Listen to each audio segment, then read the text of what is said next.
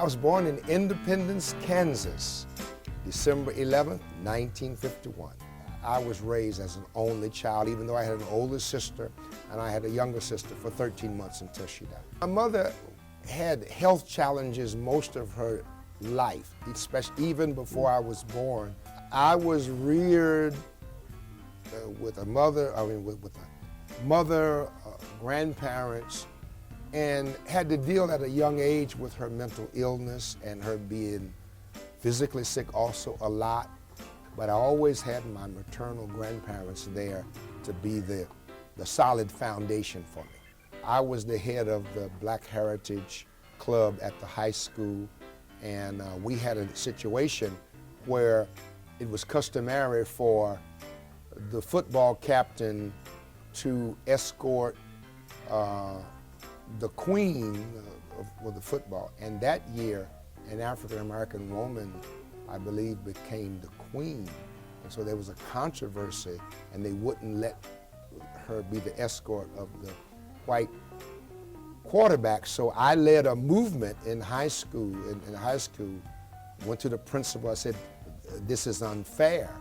And how can you change the rules because the queen happens to be black and the football quarterback is white? That was my first really getting involved in fighting against racism and trying to work out a compromise.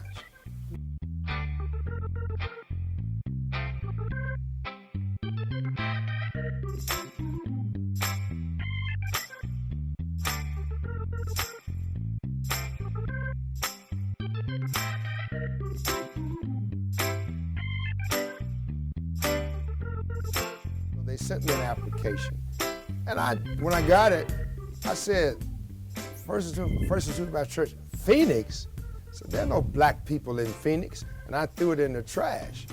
And then I preached in Newark, New Jersey, about that same time. I preached for the Youth Day, and I preached, he said, you know what?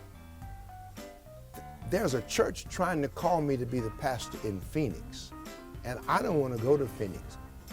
I'm going to send them your name. I said, is it First Institute? He said, yeah. My name came from 3 independent sources to First Institutional. We have what we call a holistic Christian ministry. We meet people's needs during the week. We have work in Africa, in India. We are recognized nationally as one of the leading mission churches. So it has really become a role model church. People, when I preach around the country, they refer to First Institutional as a role model church under my leadership. First Institutional gave me a sabbatical in 1994. And so one of the assignments was to write the history of the King holiday.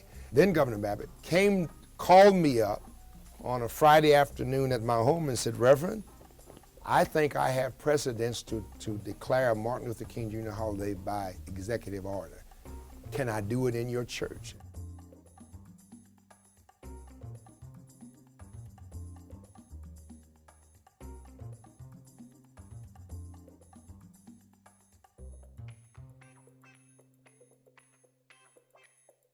We had to convince the voters, knowing that it would have to go before the people, the only way we could get it, that this is an American holiday. My wife Karen, she works with us on the staff.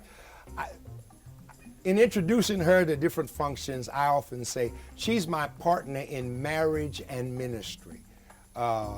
She is a wonderfully gifted person. She's our director of evangelism and discipleship.